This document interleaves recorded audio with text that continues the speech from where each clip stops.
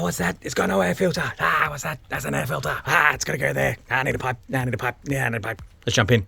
We're going to do intake to a breather, to the pod that is going to sit right here. It's very, very tight. I would like it to sit as far over here as possible so that it's in between that headlight and that headlight for when I need to change them, and also so I can make a cold air box in the future if I wish. So I've got the 3-inch 45, I have the breathers, all that stuff. Let's get making an intake.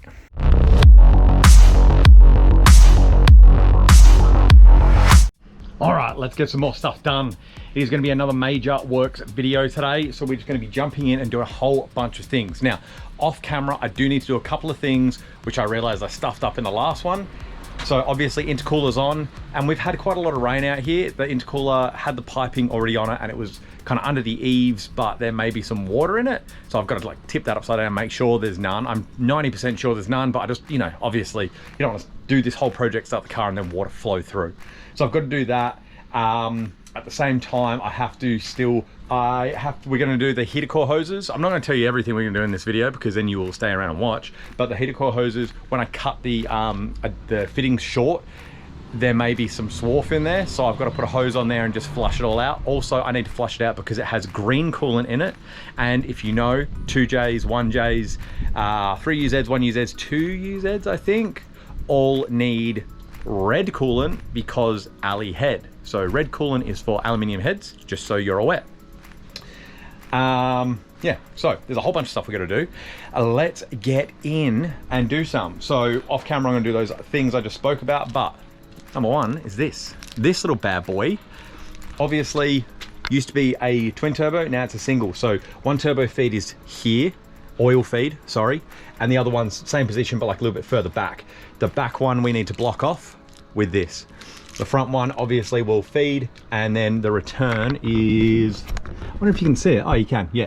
Return is just right there. So feed is pretty much here, return is there. And then water is feed from there, return into here, so on. But let's go and chuck this little bung in the back one. All right, so I just finished off camera taking the intercooler off. It was actually super easy, which I'm stoked about, because then in the future, if I need to take it off for whatever reason, it's actually not hard at all. Like those 2 hose clamps and then the 2 bolts, and it's great. And it's really, really secure, which is awesome. But something I didn't show you in the last major video of what I put on and how to take off was that. So let me show you. This obviously is just a shroud. Give me a sec. A shroud that goes there, right? So it, with a bit of finagling, it clips into place because it is the factory shroud. Obviously this all used to be like around the front of the bumper, so that all the air went in the front and then into said radiator, and also in the kidney grills and into the radiator as well. Now, obviously I've cut the bottom off so we can fit this in, but then I've got the foam behind here, which the air will go in and then straight up. I don't think we'll be losing too much at the front. If we do, I will put some sort of like a foam here or rubber or whatever the case may be. I do have like a little lip kit that's not lip kit. I mean, I guess you could call it that. It's that rubber stuff that kind of like sits on this angle. It'll stick to the bottom, sit on that angle, and it will force it all in. And worst case, I can also put foam down here for the same reason. But this 100% I'm installing. Now, I know people are gonna look at this and be like, you still put all this air going in. I'm not, because the bumper sits right there, okay? So the only sections that air goes in is here and here. And obviously the sides for there. I put some extra foam here so that obviously the air that goes in gets straight into there, which is great. You've still got the little like doorways and everything in here for when you're normally driving and the fan doesn't need to be doing as much, whatever the case may be. But I just wanted you to see that I'm putting that on because I want this, as much as it's a JZ swap, I want it to kind of look OEM-ish. So when I get pulled over, cops are like, wow, that's clean.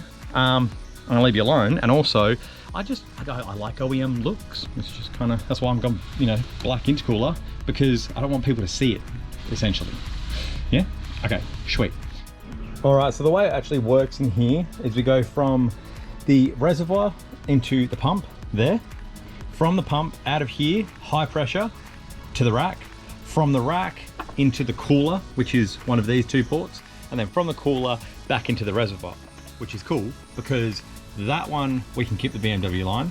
This one we can keep the BMW line. I've already created a line to go to the actual power steering pump itself, but I did just notice it's got some splits in it, so I'm just going to go and see if I've got another line I can create that again. And then this one. Now, this one is the hard one. We need a banjo fitting, which as far as I'm aware needs to have a thread in the side for this switch. That won't be happening in today's video, but it will be happening. All right, now I don't know why. I'm sorry I didn't record. I was just got way too distracted. Those clips were disrespectfully difficult to get on. They're on now, so it's all good, but damn. Now, this is the BMW power steering reservoir. Wow, reservoir, wow. The reason I'm using it is because one, it is brand new. I changed it on this car just previously to doing all the engine swap and everything. And it mounts really easily. And the fact that it's a circle, like circular, cylindrical, wow, makes it kind of blend in a little bit better. Now, as you can see, that's like a rectangle essentially, and it needs to be mounted to something rectangular, which is all well and good. But when you look down in this area, we've obviously got the strut tower, which is cylindrical, and you don't really have anywhere with a flat level surface, because even if you were to mount it on the side of this one, it's going to be like on the piss, and then also it's going to like stick out gaps and it's going to look weird. I feel like that, so like if we just come over here, right, and you're moseying on down to have a look, you'd be like, oh yeah, looks pretty factory, right? It's plastic, it's, you know, matte black, satin black, whatever. It looks factory, it looks tidy. Whereas if there was like this big ugly box, I don't know if it would work. I have got another one that is a big ugly box, and I tried to kind of mount it and to see where it would fit, and it just didn't really want to fit anywhere. It looked gross, so I kind of binned the idea. I'm going to use that.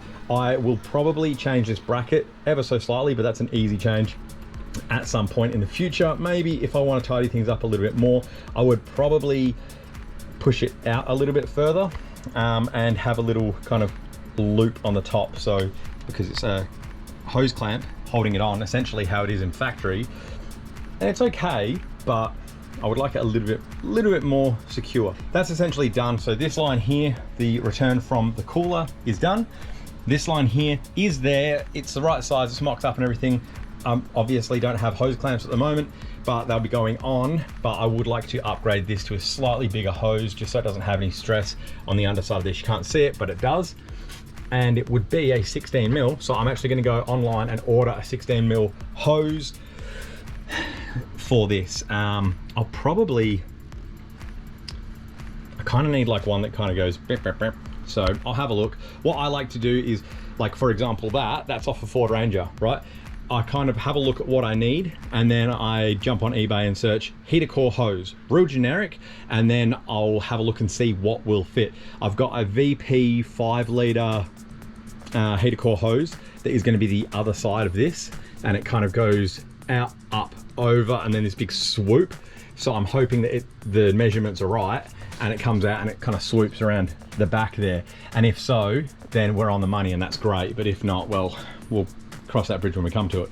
But as for this afternoon, that's all I'm going to do. This video is not ending, obviously. There's going to be a lot more. It's just today specifically for me, I'm going to end. So I'll see you guys again in the morning. Next job is going to be the heater core hoses.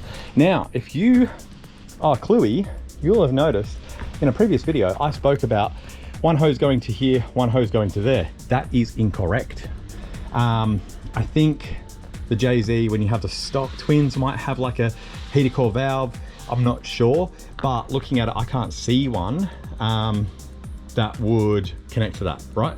So you're gonna essentially have the heater on all the time, which is not what you want. So this factory valve I'm going to use. So from one, we go to here, back to the engine, and from that one, I don't know if you can see it, that one there, we go up, over, and down to the other part of the engine. So I need to connect that. Haven't done a flush out. gonna do the flush out off camera, just so it doesn't bore you guys. But yeah, I'm going to just put the hose onto one of them, and the other one sit on the floor, just give it a wash out. So let me do that, and then we can come and connect. My plan is to connect all but the one over here. And the reason for that is, as you can see, this is my hose. My reason for that is this is going to be sitting right next to the exhaust. Obviously the exhaust is going to shoot right down there. So I do want to put a heat sleeving over this to protect it, because yeah, don't really want this breaking and going rubbish. All right, let's get this flushed out and then we can get some heater core hoses done.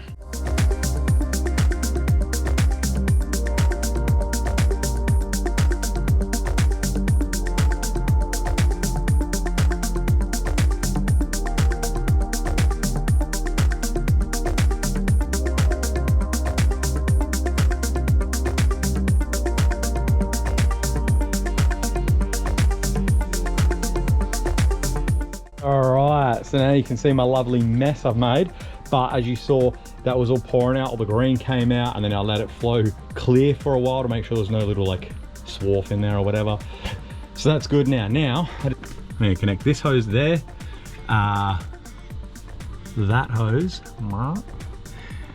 onto the other one, and there's one under there that goes like right under the bottom. I'm gonna do obviously the bottom one first because it's gonna be a nightmare to get to, but once that's done and these two are done, it's not really that bad. Like that one over there is easy to access, so I'm going to take that one off to put the sleeving on, and then yeah, we'll be sweet. So I'm not going to make you watch me do that because that's going to be a nightmare.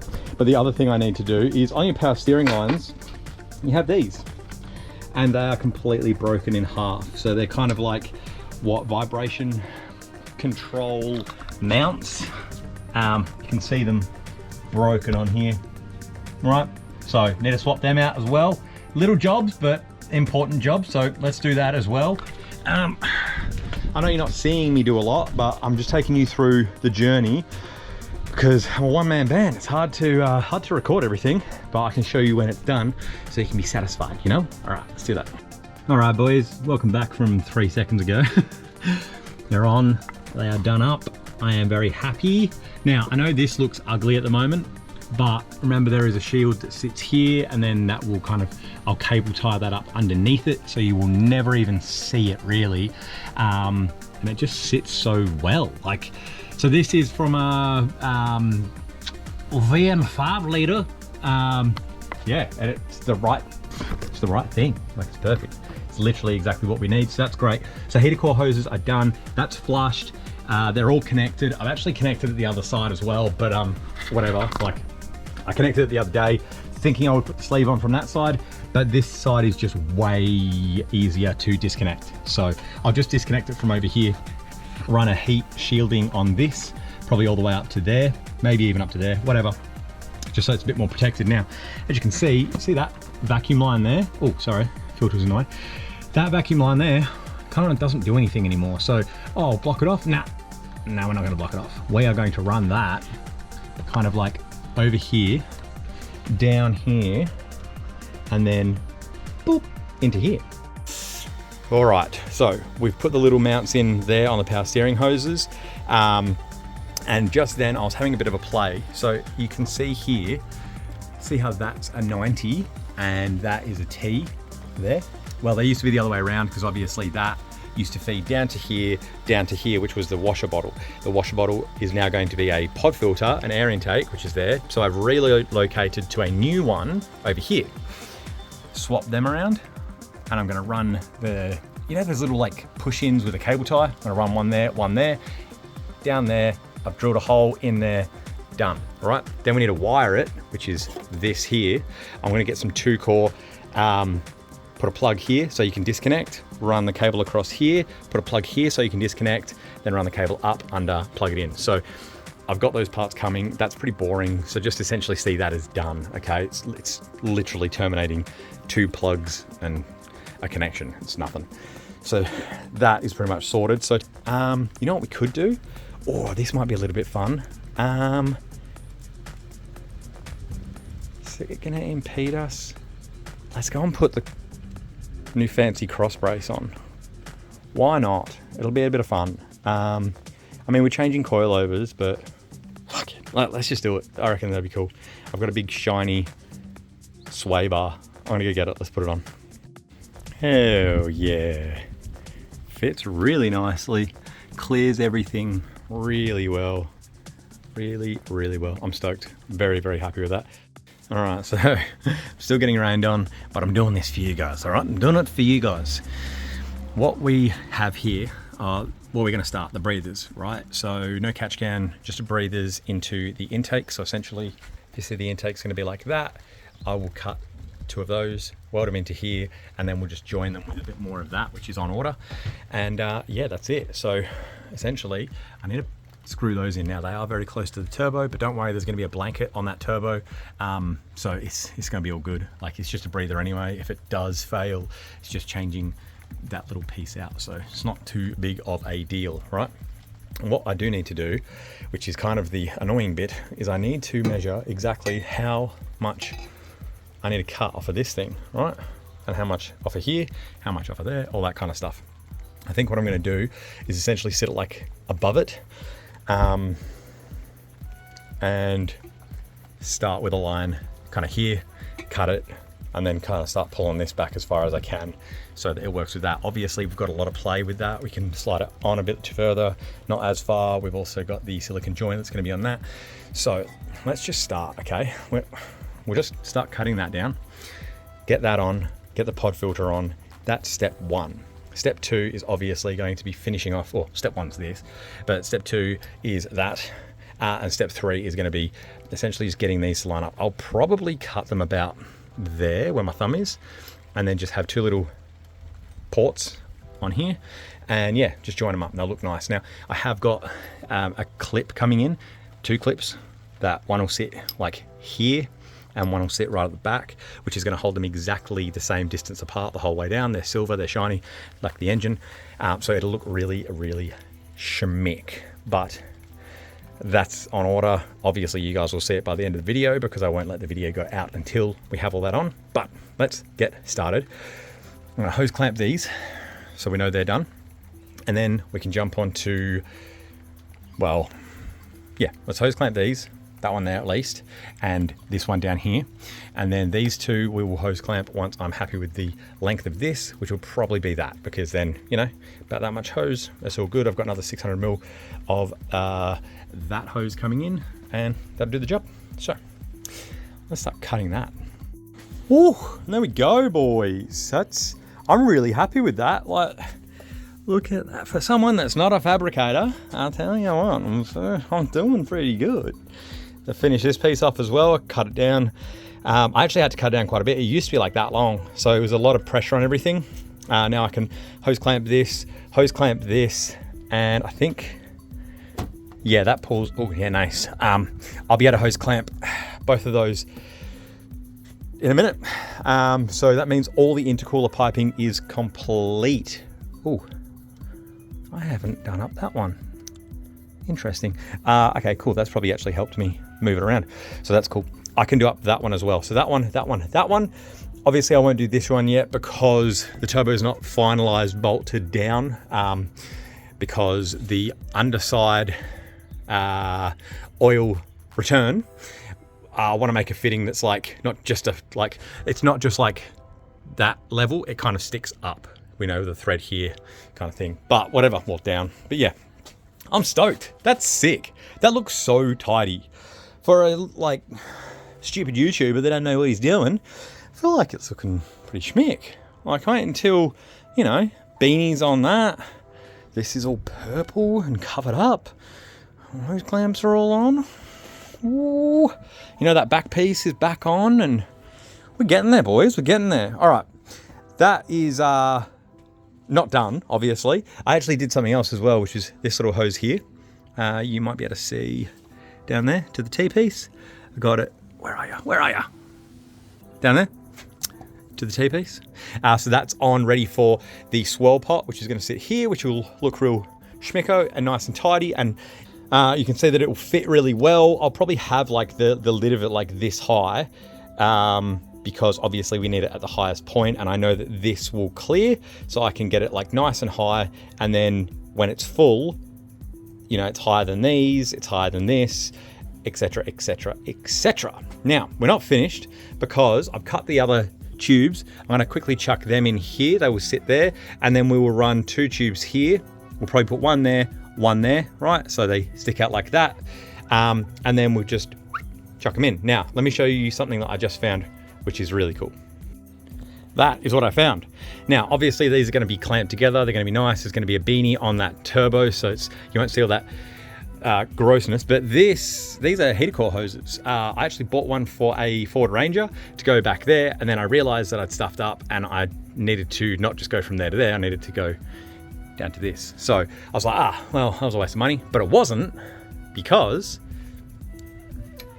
they will go like that. So when it's finished and we've got these little like ports on there, the little 16 mils, that's how it'll sit there. Obviously this is a little close there, but that'll be fine, because once these are clamped together, that'll pull it out, that'll pull that out, etc, etc. We can kind of like do them like a bit more like this, right? So obviously holds that off the turbo, and like I keep saying, the turbo's gonna have a beanie anyway, so should be fine. Oh, boys, it's looking good. All right, look, this is literally gonna be drill 2 holes and weld them up. So essentially that is going to be complete. I'm gonna throw some hose clamps on there later, but that's our intake done, boys. Now, I'd like you all to know, just before you go, please like, comment, and subscribe, because I asked someone, a fabricator, to make me this, right? He quoted me $350, not including that, not including that, not including these, literally for this piece of pipe and 2 16 mil spouts welded in, right? So it was $350 of labor, and all he would have had to do is do 2 cuts and drill 2 holes and make 2 welds. That's it. $350. Are you kidding me? This cost me like 40 bucks. They cost me, I think, 30 bucks together. Well, that doesn't even matter really, because like, oh, okay, yeah, let's go with that. So 40 bucks and 30 bucks. So $70, and I made what he was going to make for $350. Granted, I still need to put 2 welds on here, but what's that going to be? Like, my boy charges like, what is it? He charges $100 an hour. So even if it takes him an hour to weld those, I'm still only at 170 bucks. This is why I made this channel, boys and girls. Do the stuff yourself. Learn, try again, and you start making cool stuff that's going to work, and you save yourself a lot of dollars. Like, just trust me. A lot of the time, it's going to be better quality than you're paying for, because a lot of the time, if they can't see it, it's just going to be dodgy. But anyway, intake is done. Do not forget to join in next time, because next time, we have even bigger things coming. Thank you for coming along, guys. Please like, comment, and subscribe, and I'll see you in the next one. See you guys.